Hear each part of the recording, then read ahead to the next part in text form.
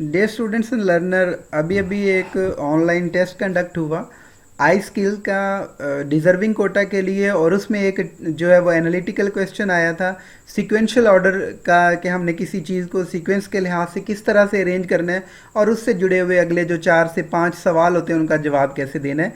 तो ये जो अभी आई स्किल के टेस्ट में क्वेश्चन आया था वो क्वेश्चन कुछ इस तरह था। 7 persons A, B, C, D, E, F and G live in a street having houses in line. Consider the following condition. ये 7 पर्सन हैं जो एक स्ट्रीट में रहते हैं और इनके घर जो हैं वो किस अरेंजमेंट से हैं।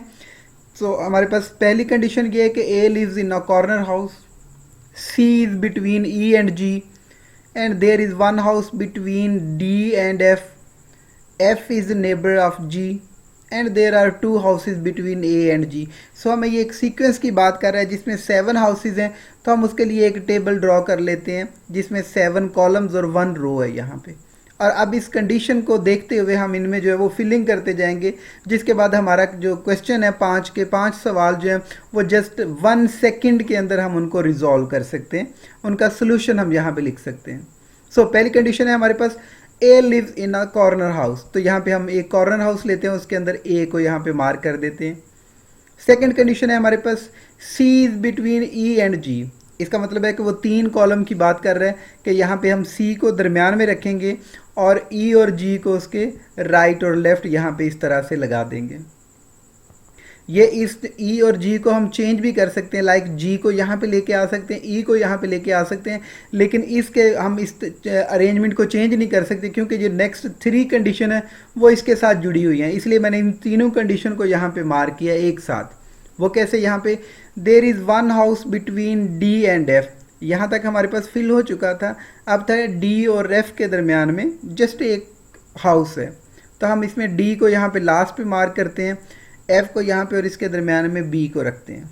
लेकिन हमने एफ को इस ऐसे क्यों रखा, आगे देखें। लास्ट कंडीशन में हमारे पास नेक्स्ट कंडीशन में क्या है, एफ इज़ नेबर ऑफ जी, क्योंकि एफ जी का हमसाया है, नेबर है, इसलिए हम एफ को यहाँ पे नहीं रख सकते, हम एफ को हमें यहीं पे रखना पड़ेगा। And there are 2 houses between A and G, A और जी के दरमियान में 3 घर हैं, इसलिए हम जी को यहाँ पे और ई को यहाँ पे नहीं रख सकते, जो कि हमें यहाँ पे सेकंड कंडीशन में कहा गया था। तो हमें क्या करना है, हमें अगली तीनों कंडीशन को एक साथ देख कर डिसीजन लेना है कि हम किस तरह कर सकते हैं। अब इन्हीं कंडीशन को दोबारा से फॉलो करें तो आपको पता चल जाएगा कि हमने इनको किस तरह से मार्क किया। So A lives in a corner house, यहाँ पे आ गया।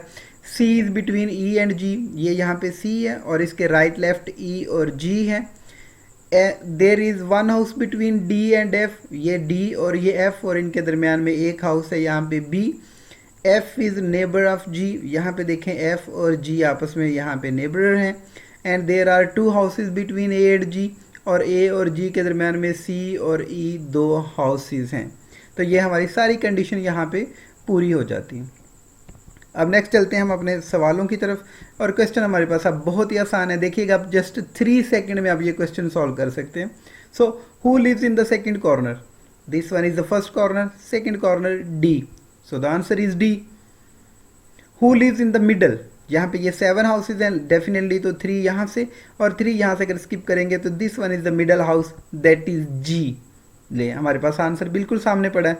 Who lives in between B and G, ये हमारे पास B है, ये हमारे पास G है, और बिटवीन इनके कौन रह रहा है, F।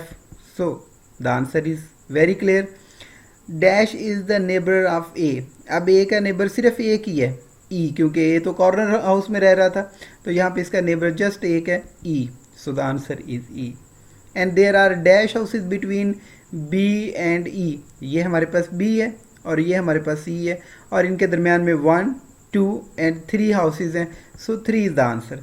सो ये प्रीटी इजी हो जाता है अगर आप जो है वो इस सीक्वेंस को एक बार थोड़ी सी कंसिडरेशन देके इसको सॉल्व कर लेते हैं।